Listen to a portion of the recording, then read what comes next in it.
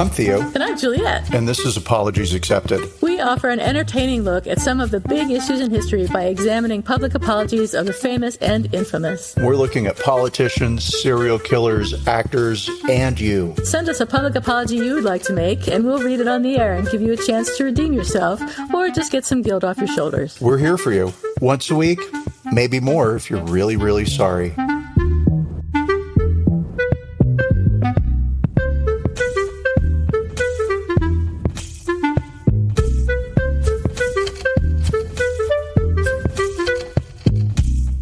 Hi, everybody. This is Apologies Accepted, the podcast. And I'm not Theo. And I'm not Juliet.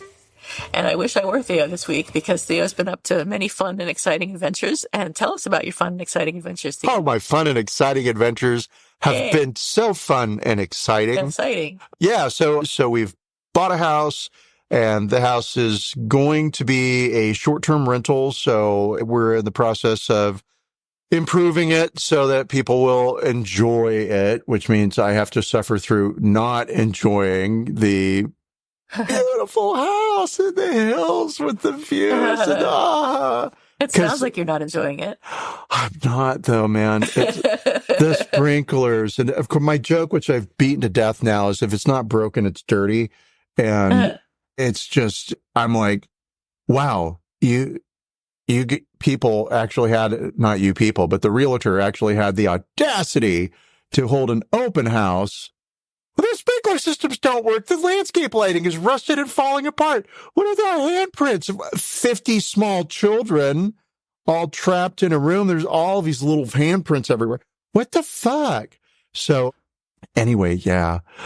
So lots of work, but it's fun. I like doing this kind of stuff because it is the sort of thing that it's broken, you fix it, you look at it and you say, I fixed it. And then you hope nobody notices all the Scotch tape you used to repair the electrical wire. Yeah. So that's been good. It's great to be back. I'll say in LA, but it's not really LA. It is Palm Springs. But it is great to be back in California. And today, in my mission to continue improving the house, I had to go to the Long Beach flea market, which if anybody ever is in Long Beach on a third Sunday of a month and you like dust and old rickety things, the Long Beach flea market is beyond amazing. It is absolutely so worth traveling to go to. If you like antiques, if you like junk, right? It is a proper flea market. They have amazing, interesting bullshit. So much stuff I wanted.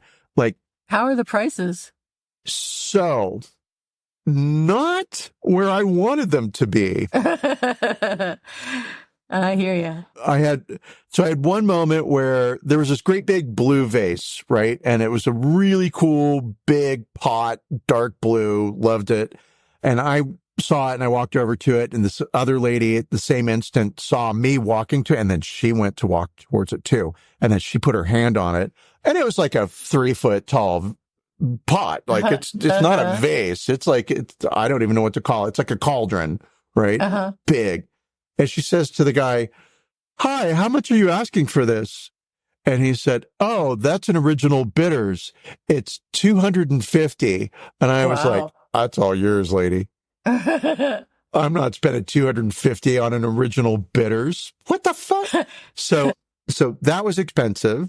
Yeah. And then, like, I don't know, 10 minutes later, I went to this other stall and they had a pre-Columbian clay guy, right? Like Aztec guy. And the house has some tile work on it that references Aztec astrology, right? And so I was like, oh, perfect tie-in. That's great. I love a little knick-knack. Let me find out how much that is.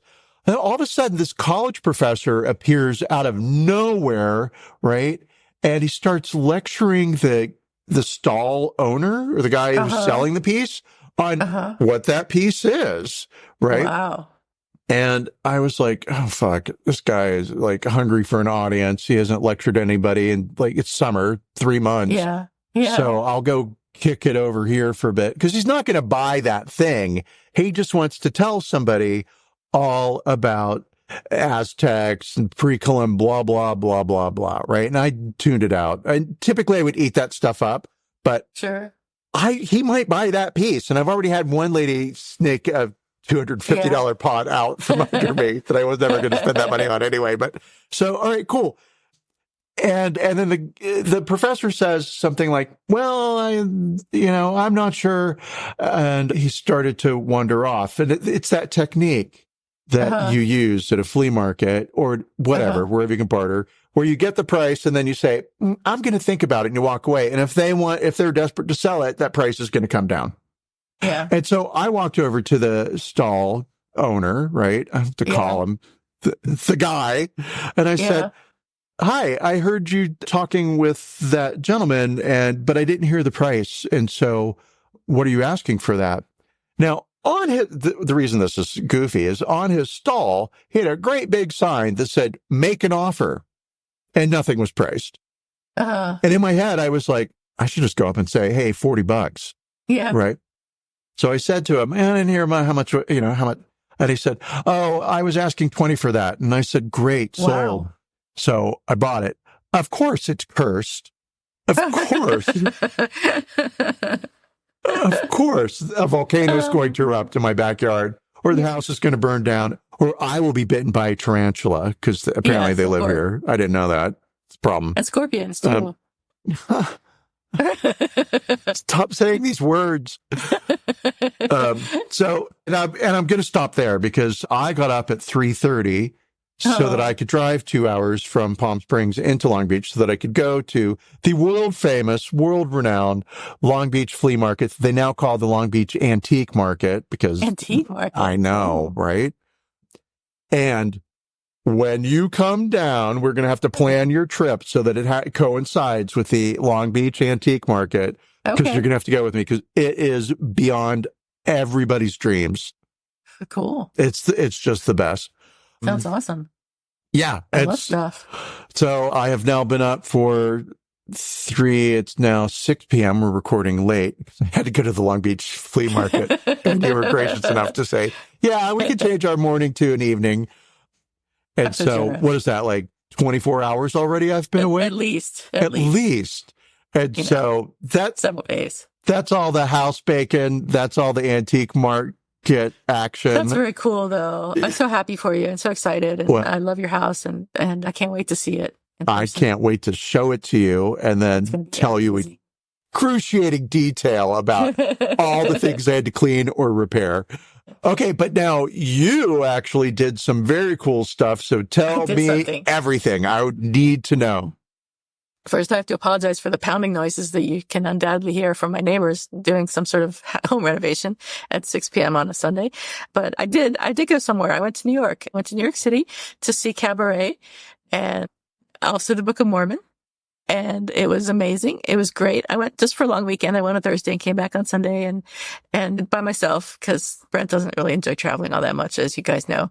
But the Book of Mormon was sort of a second thought or whatever, because I was already I went to see Cabaret is the reason that I went, because I had heard that the current production of Cabaret was great and it was interesting to me and I wanted to see it. And then I thought, well, as long as I'm here, I might as well go see some other musical or play or something like that. And the Book of Mormon was the only thing that really caught my interest. So, but it turned out to be really funny. And, some of it was really cringy, and I wish they hadn't included some of it. It was a little bit touchy, sensitive, maybe sort of, but I mean, it's the South Park people. So hello, what do you expect? It's only going to be, It's only going to be cringy and sensitive and, whatever, but racially questionable in some cases. But it was funny and I had a good time. I enjoyed it for the most part, and I'm glad that I went. And I only paid $100, which for a play these days or a musical these days is not that much. So I paid more for Cabaret, and it was worth it, I think. So Cabaret, I would recommend that anybody go see either the Book of Mormon or Cabaret, actually. Cabaret, I think the production they did with Alan Cummings was better from what I've seen. I've seen it on YouTube. That's the only way I think it's available to watch. But I think that one was probably a little bit better. But this one with Eddie Redmayne as the MC is also quite good. And they remodeled the theater for it, and they put up different sections or different stages where they had people dancing and singing and some people walking around with musical instruments prior to the show. So you got there like an hour early and you'd get a drink and wander around and see all this activity going on. Like it was actually a cabaret or. That's cool. So that was cool. And then I had pretty good seats. So except for the tallest person in America sat right in front of me, which was terrible. And of course it would happen to me. So I had to like crane around to look past her so I could see what was going on the stage. But it was fine. And I enjoyed it. It was good. And while I was in New York, I managed to get some bagels. So I had like 6 bagels while I was there, which was really fun. I love bagels. And of course you can't have bagels anywhere but New York because they're just not the same. Agreed. Did you have them all at once? Were you just like, no? Oh my God, bagel. No, I got bagels at different times. And, I wandered around. I walked down. It was hot. It was hot and humid. And Saturday it rained all day, poured rain. So I tried to go out in the rain, but it was just raining too hard. Even with an umbrella, it was just, everything was getting wet. So I didn't really get to go out on Saturday. And Friday, I had to work most of the day. So I only got to walk around like part of the time. But, I went down Broadway to like 42nd Street and then over and up Fifth Avenue. And my hotel was on 52nd Street near 6th Avenue. So it was really convenient to the plays and the musicals. And I got to walk to all the musicals because the rain had stopped by the time everything started. So it was fun. I had a really good time. It was really worth the money that I shouldn't have spent on it. Yeah. And that's really all my bacon for this week. Wow. I kind of had the opposite experience of you. You're where it's dry and hot, and I was where it was humid and hot and pouring rain. You have a house of your very own that you just bought that you get to enjoy and furnish, and I just get to wander around somebody else's city. So, but it was great. I had a good time, and I'm sure you're having a good time too in your own way. We're both having the best time ever. That is best time ever. Lucky us. Actually, New York would be, I'm going to say, you win that one. How about that? Oh, New York's great. I mean, just wandering around. Great. So awesome. It was fun. I can't say it wasn't fun because it was fun. And I would do it again in a heartbeat, next week. But I just can't afford to go to New York every weekend. So who are we talking about this week, Theo? Well, this week we're getting political. Hard to believe. Us? What? And there'll be opinions. And some of those opinions will be based on fact. Most of it based Mostly on not. what I think somebody was thinking of when I look at a photo of them. And so we're talking about RFK, that guy who's running for the presidency. And of course, today is the day that Biden has dropped out of the race. And so that opens it up to... Just happened this morning. Yep. Kamala Harris will be running as president, or I forget what you call it. Not contender, presidential candidate. Thank you. She'll be running as a presidential candidate against Trump.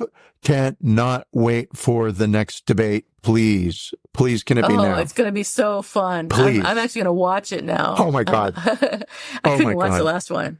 Oh, I love Joe Biden. I'm going to say Joe Biden will go down in history as a highly effective president.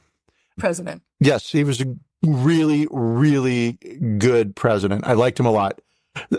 Yeah, the debate, painful. And again, as many people have joked, we will vote for, it could be Weekend at Bernie's, whoever they wheel, whatever corpse they push out into a chair, I'm voting for. A bunny rabbit, we'll vote for. Absolutely. Doesn't matter. However, I do believe that Biden, I'm of two minds. He is 86? I think he was 83. Is he 83? Something like that. He was younger than I thought he was. They said today how old he was, and he's younger than I thought he was. But you could be right. I could be wrong. I could be. Well, there's no way to know. Listening to a 5-year-old podcast, so that could be. He actually is. Let's put it this way. I don't want to be ageist, right? Yeah. And a lot of what's happening with the Biden stuff is ageism. If he had been 30, 40 years younger and had the same facial expressions and all that, people might have been like, he doesn't look like he's on his game. But instead it became, oh my God, he's completely doesn't know where he is. And whatever for all that. I mean, that is ageism.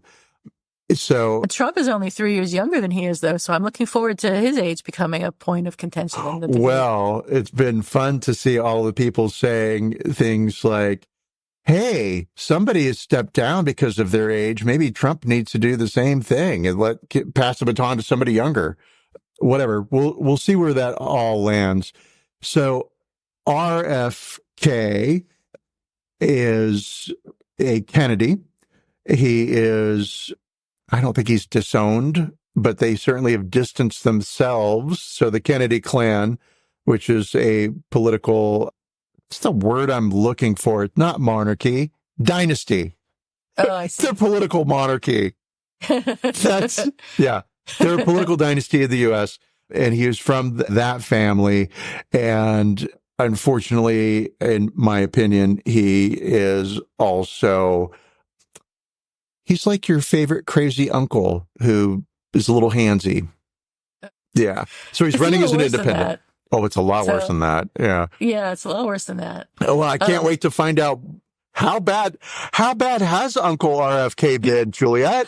Well, he's RFK Jr., I have to say, because RFK, his father, was shot dead. Fuck a duck. I'm sorry. You're right. He is a junior. Thank you. Yeah. No. And he is running for president this year, which I keep forgetting. And about 9% of registered voters supposedly support his candidacy, which is a lot of people. That's a big number in a tight race. And I wonder where they're going to go anyway, we'll talk about that later.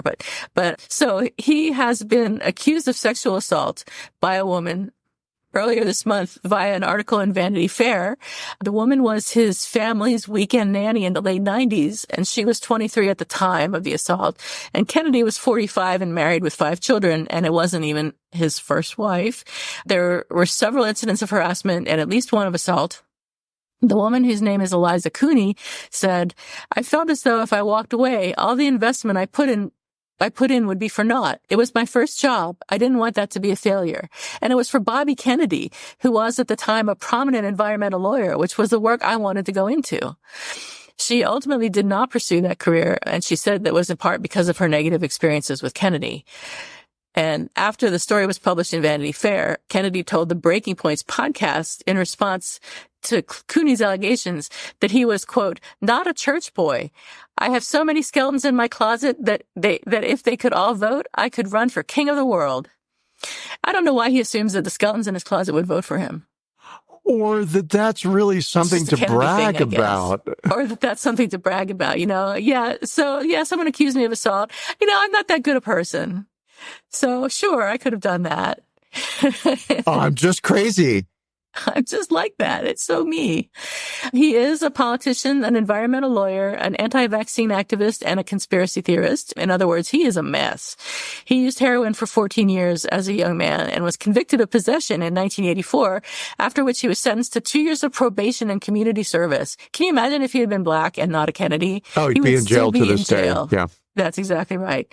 He has been notoriously unfaithful to his girlfriends and wives. In fact, his wife, Mary Richardson, apparently killed herself after reading his 2001 personal journal in which he described sexual encounters with 37 different women in just that 1 year. He has sent nude pictures to friends while married to other women. He picked up a brain worm, which he says has eaten part of his brain. He says he got that from eating food in South Asia. There are pictures of him supposedly eating a dog. More dangerously to society at large, he has suggested that COVID was ethnically targeted to spare Jewish and Chinese people. He has claimed that anti-vaxxers suffer worse oppression than Anne Frank. He claimed that there was a mysterious alternative shooter in the death of his father in 1968. He even interviewed Sirhan in prison and said that he was innocent. And he's also suggested that the CIA was involved in the assassination of his father. I mean, that might be true. That might be true. About the CIA, that could very well be true. I mean, they're not choir boys either. There's skeletons in their closet. Absolutely. Since 2005, Kennedy has promoted anti-vaccine misinformation and public health conspiracy theories, including the scientifically disproven claim of a causal link between vaccines and autism. In April 2015, he participated in a speakers forum to promote the film Trace Amounts, which promotes the discredited claim of a link between autism and mercury in vaccinations. At a screening, he called the increased cases of autism, which he calls a, quote, autism epidemic, a holocaust. Kennedy has drawn criticism for fueling vaccine hesitancy amid a social climate that gave rise to the 2019 Samoa measles outbreak, which killed over 70 people, and the 2019 Tonga measles outbreak. He also denies that HIV causes AIDS. I don't know how at this point anybody can deny that HIV causes AIDS. You just got to be willfully stupid or willfully ignorant to say that HIV is not I think cause of stupid is also, yeah, for sure. Yeah. I mean, okay. Ignorant, stupid, yeah. Either one. Believe in your own bullshit.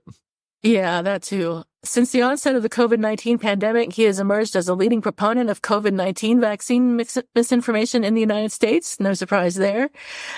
And the presidential campaign has been noted for receiving sufficient or significant support from Republican donors and Trump allies who believe that he will take the votes of people who would otherwise vote for Joe Biden. And we know now there was a leaked phone call between Trump and RFK, in which Trump tries to get RFK on board with the Trump campaign. So I'm wondering now if they see him as a threat to them. But this was before Kamala Harris was, the word? Approved as the runner, the runner for president. I don't know what the word is that I'm looking for, but yeah. So I don't know. So I don't know whether Trump feels that Kennedy is a threat or not, but there's certainly some conversations going on there between the two camps. Well, and all I could say is anybody that believes a single word that comes out of Donald Trump's mouth deserves the complete pie in the face they're going to get later at the hands of Donald Trump. Yeah. Right? Oh, absolutely. Absolutely. You trust Donald Trump, you got it coming. Yeah, I mean, come on. Hey, RFK Jr., I understand your skeletons want you to be king of the world. I'll make that happen for you, right? Just drop out of the race or come be my ambassador to, name a place. Whatever. Sure. Oh, God. It's such a mess. But I'm really happy that Kamala Harris is the new nominee or whatever. I would have been fine if Biden had, like you said, I would have been fine if a pile of rocks had been the nominee for pile of rocks. I would have still voted for that pile of rocks happily. The best pile of rocks to ever run for president. Yeah, absolutely. But I think Kamala will be great. I think she'd make a good president, and I can totally get behind her. I'm curious to see who. And I'm going to say she's got the energy that's needed. Yeah. And so that neither Trump or Biden had. We need a new day dawning in America. And remember when Obama was elected the first time and how that just felt so overwhelmingly positive, wonderful, and like, wow, the country has really changed. And that's amazing, right? Today, while I was at the Long Beach, have I told you about the Long Beach flea market? Today, when I was at the Long Beach flea market, I'm walking around, I'm looking at shit. I'd been there for like 4 hours already, right? Uh-huh. And I saw Donald Trump's face hanging on oh my God. Like a flag on a banner. And I was like, oh God, all right, what's up with this? And it's Donald Trump, and he's got his hands up in front of his face, and he's shooting he's giving the finger. He's everybody, he's doing the fuck you finger. I don't know what to call it, right? Yeah. With both hands. And it says over his face, you missed. And then my God. 2024 Trump, right? And so I was like, all right, I'm sure that's a pro-Trump thing, but I could kind of see where maybe it's sort of like, nah, but no, it's going to be a pro-Trump thing. And as I'm standing there saying, like, how offended am I? Am I offended? Blah, blah. It wasn't even how offended am I? It was just more like, are they MAGA? What's going on? This woman came up and took a photo of the flag and walked away. Mm-hmm. And I had a sinking feeling in my stomach. And it was like, oh, fuck. He's going to win. He's going to win. But that was before Kamala Harris was running. I see. And I now have a different feeling. And I feel like she's got again, we'll just go back to hope. That's the big card she gets to play. Yeah, and I hope that she's got some good PR people who can work quickly. And that's the critical thing, because they don't have like 6 weeks to develop. I mean, they don't have 6 months to develop a plan and, start doing PR around her campaign, because there's only like 3 or 4 months left till the election. So they've got to move quickly. And I think she will be able to get the message out as long as they have a coherent message. Yep. And I'm going to say I've seen a couple of, they purport to be from the Harris campaign. I don't know that they are, but there were a couple of things floating around on what was formerly Twitter, which I'm going to say are great. It's stuff where she says, I used to prosecute felons. Trump is a convicted felon. I went after the banks. Trump is owned by the banks. Wow. I went after sexual predators and put them in jail. Trump is a sexual predator. And in this video, Yeah. it uses images of Trump with Jeffrey Epstein. Oh, good. Right? And it's like, that's great. That's great. Perfect. And so I think she's got a great team already assembled. I hope so. I really hope so. If not, hi, Canada. I've always loved you. Yeah. It's tough now that we're older to get visas to go to other countries because they're really looking for young people to go work and live in their countries. I've been looking around, not this time, but since the last election, to see what other countries I could go to. And some of them are really hard to get into if you're over 55, which is ageist, but the way it is. Well, you just go and vacation there for a while, and then you miss your flight. I'm sure they're not used to that. There's no way they could possibly. I mean, how would they ever find you? How would they ever find you? So after the story appeared in Vanity Fair about the sexual assault, Kennedy twice called Eliza Cooney's cell phone on July 3rd and sent her a text the same day asking that she call him. She either ignored him or didn't get the messages or whatever, but she didn't call back. And shortly after midnight, he sent another text message with an apology, according to screenshots from her phone. In an interview with the Post, Cooney, who's 48 now, did not seem to believe that Kennedy would not remember the incident and said she believed his efforts to contact her were meant as damage control rather than a genuine expression of remorse. She said of his message, "It was disingenuous and arrogant. I'm not sure how somebody has a true apology for something that they don't admit to recalling. I did not get a sense of remorse." And that's my information for today's podcast. I'm going to say that I understand that RFK Jr. has a troubled past and that he was a substance user. Yes, the sketchiest of pasts. Yeah. And so on one hand, tough. I'm sorry for you. That's a tough life to have had. Given all of your privilege, addiction is a horrible thing to have to deal with, right? But on the other hand, you own your actions and what you do, whether you're sober or fucked up. Yeah. And so no pass on that. And then in particular, I think it's egregious that you go after the nanny, Right. Somebody who's working for your family, right? Somebody who's very Depends involved on your family. in the, yeah. Well, they become a part of the intimacy of your family, right? And so what a horrible situation and of course that does happen because there was also Ethan Hawke had an affair with the nanny when he was married to Uma Thurman. Right. Yeah. And I don't know that he married that nanny. And so anyway, bad form. Don't with, I don't want to say with people whose livelihoods depend upon your family and they're caring for your family. Right. To quote my grandmother, don't fuck the help. Right. No, I'm totally Absolutely. kidding. She said, fuck them all you want. All right. God, that's a joke that went nowhere fast. Of course you don't fuck the help. No. Yeah. Good. So let's talk about the apology. Yes. Unless you have some other information that you'd like to impart. Well, some wisdom. Not wisdom. It feels like, again, it's just such a bad moment for this guy and worse for the nanny, whose first name again was Eliza? Eliza, yeah. Yes. And so I went to the internet and I found a quick article in the New York Times from 1973. Some guy wrote a book about the history of nannies. And there were 2 paragraphs in it that really grabbed my attention. And so I thought, well, all right, this This is what I have to contribute. Mm-hmm. So in looking at the child rearing system in England for the upper classes, they looked at servants and nannies coming in and becoming part of the household and sort of the evolution of where did nannies come from, right? And come from nursemaids and what do they, oh my God, I'm going to say wet wife. And is that it? That's not it.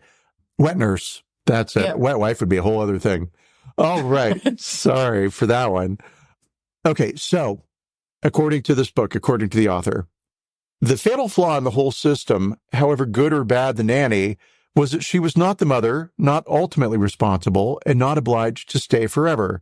If a child was markedly unprepossessing, that's just not an awesome kid, or had nasty traits, not amenable to discipline, she could simply leave and get herself a more appealing child.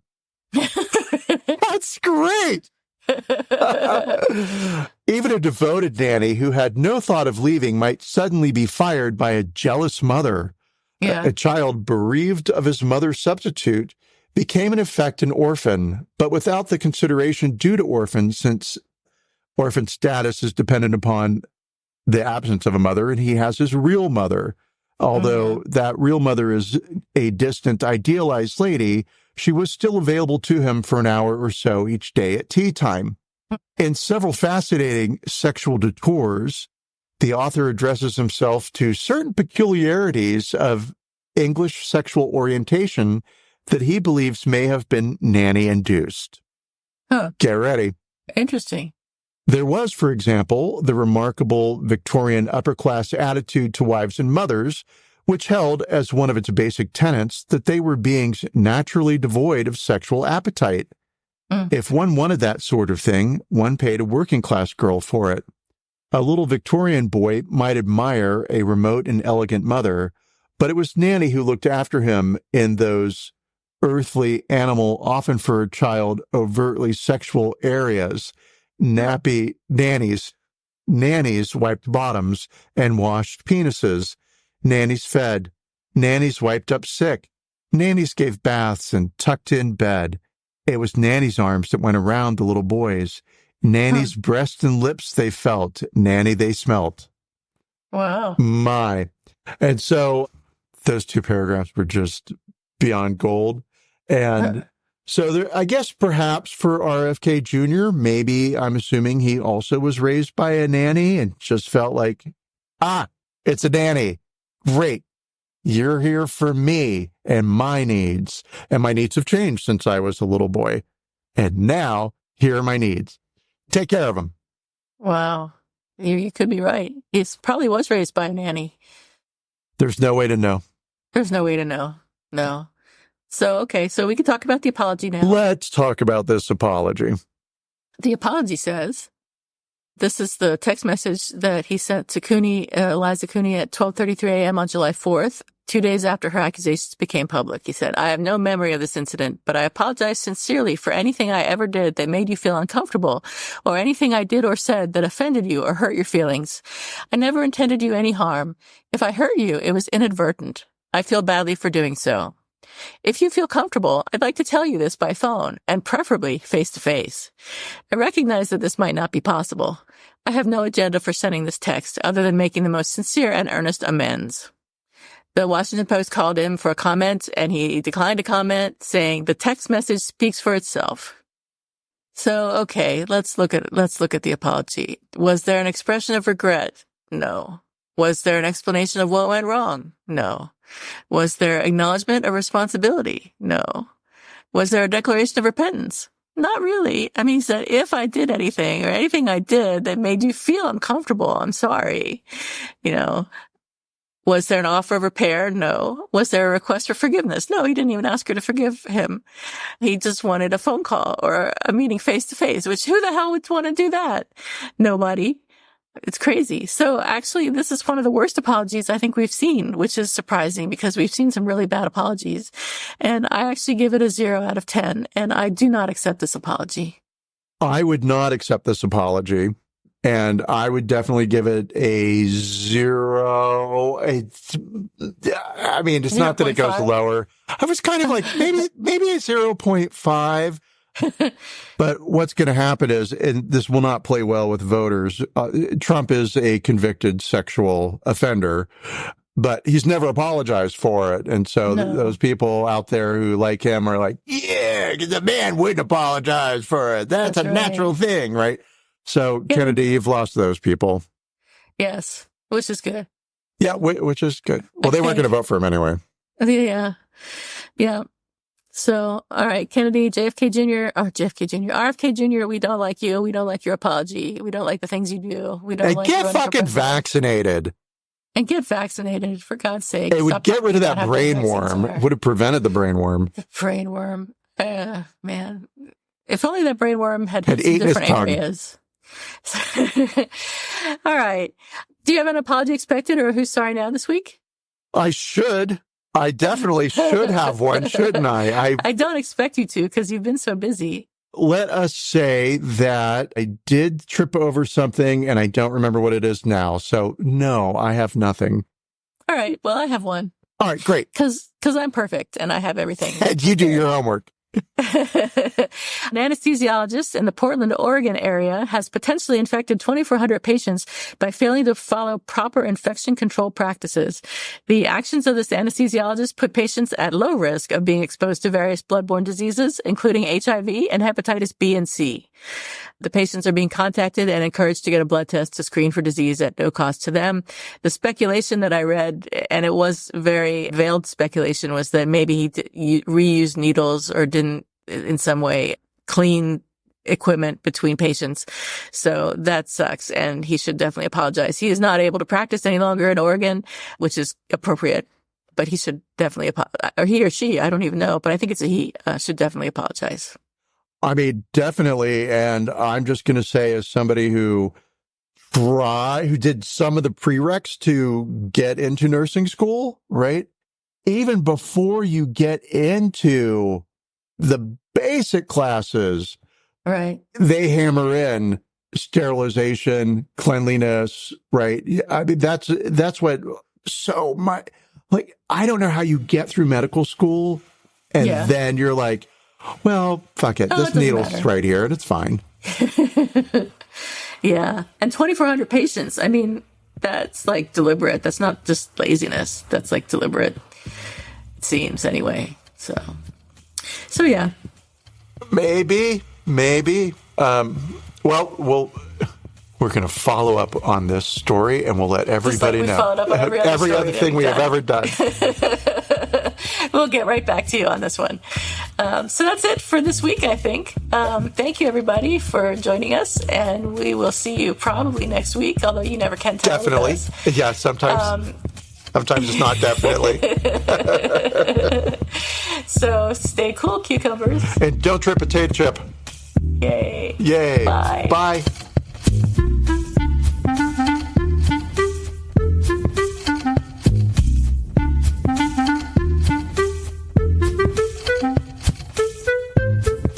Thank you for listening to Apologies Accepted, the podcast. You can find links to the articles and the sources in the show notes. To submit an apology or find out more, visit us at apologiesaccepted.net, where you can also find our merchandise. We're on Twitter at Apologies Accepted. And on Instagram at apologies.accepted. You can support our important work at Patreon.com/Apologies Accepted. And fuck Facebook. Bye. Bye.